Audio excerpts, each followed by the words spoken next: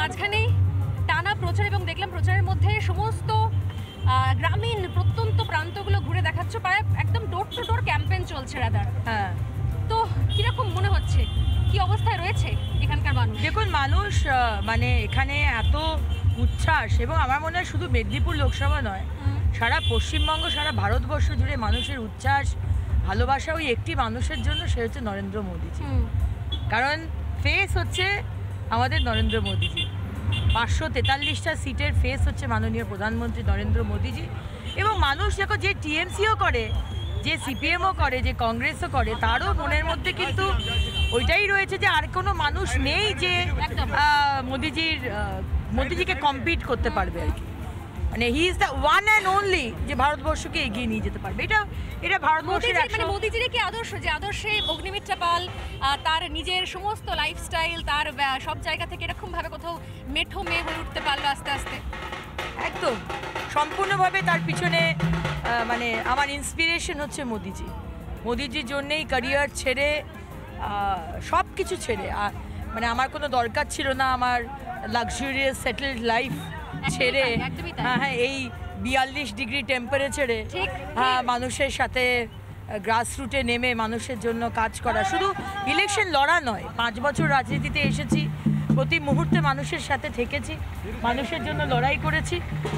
দরকার ছিল না শুধু এই মানুষটার জন্য যার নাম নরেন্দ্র মোদীজি, তার নেতৃত্বে কাজ করতে চাই, তার সঙ্গে কাজ করতে চাই। মানে সবাই অনেক সময় জানতে চায়, আমারও খুব জানতে ইচ্ছে করে যে রাজনীতিতে আগের জীবন আর রাজনীতিতে পরে নেবে কি মনে হলো? মানে নিজের বাংলা, নিজের রাজ্য, একসময় তো খুব গর্ব হতো, কলকাতা নিয়ে গর্ব হতো, বাংলা নিয়ে গর্ব হতো। যখন রাজনীতি করতে শুরু করলে তখন কি দেখলে? তখন দেখলাম যে বাংলার যে অবস্থা, মানে গর্ব করার জায়গা নেই। আগে রাজনীতিতে আসার আগে তো এগুলো নিয়ে অতটা মাথা ঘামাতাম, ঠিক ঠিক ঠিক। কিন্তু এখন রাজনীতিতে আসার পরে শুধু বিরোধী বলে বলছি না, শুধু যে বিজেপি করে বলেই বলছি না, যে অসহায় অবস্থার মধ্যে দিয়ে বাংলার মানুষ বেঁচে রয়েছে, খুবই আনফর্চুনেট যে 34 বছরের পরে বাংলার মানুষ ভোট দিয়েছিল এই মুখ্যমন্ত্রীকে পরিবর্তনের জন্য, বদল চাইছিল, একটা বদলা নয় বদল চাই। এবং সবচেয়ে আনফর্চুনেট কোথাও মনে হয় দিদি, আমি আপনার থেকে জানতে চাইবো যে শুধুমাত্র বিরোধী করছে অবস্থা এমনটা নয়, কিন্তু মানে যারা শাসক দলের একটা শ্রেণী, আমি সন্দেশখালী থেকে দেখেছি, তারা তৃণমূল কংগ্রেসেরই কর্মী সমর্থকরা, তারাও কেউ ভালো নেই। একদম, তারাও ভালো নেই। এবং তাদের মধ্যেও প্রচুর মানুষ রয়েছে যারা তাদের দলকে সমর্থন করছে না, তারা শুধু টিকে রয়েছে ওই দলে। কারণ কি, তারা জানে যে তারা যদি এই মুহূর্তে বিজেপি জয়েন করে, তাদেরকে পুলিশ আর প্রশাসন দিয়ে তাদের উপর অত্যাচার চলবে, শুধু সেই ভয়ে তারা আসছে না।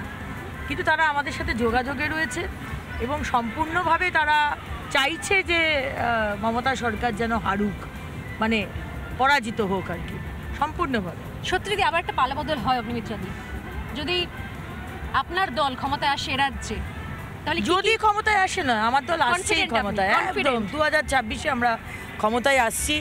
এবং আজকে যেভাবে মানুষের ভালোবাসা দেখছি, যেভাবে মানুষের আস্থা দেখছি মাননীয় প্রধানমন্ত্রী এবং বিজেপির প্রতি, পালাবদল হবেই, হতে বাধ্য। এবং 2024-এর ভোটেও আমরা খুব ভালো ফলাফল করব। That's a trailer to the main movie. আমাদের আসল সিনেমা দেখানো হবে 2026-এ। ক্ষমতায় এলে অগ্নিমিত্রাদি বাংলার মেয়েদের জন্য কি করবে?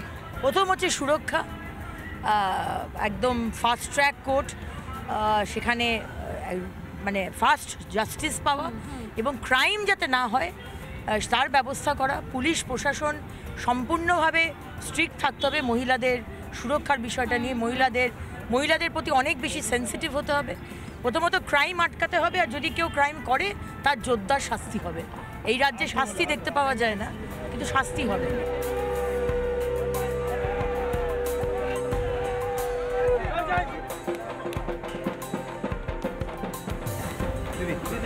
ঠিক আছে, ধন্যবাদ ধন্যবাদ ধন্যবাদ দাদা, ধন্যবাদ।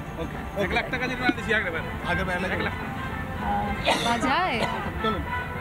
জরিমানা হয়েছে কিসের জন্য? জরিমানা বিজেপি করার জন্য জরিমানা, শুধু বিজেপি করছে বলে 1 লক্ষ টাকা জরিমানা।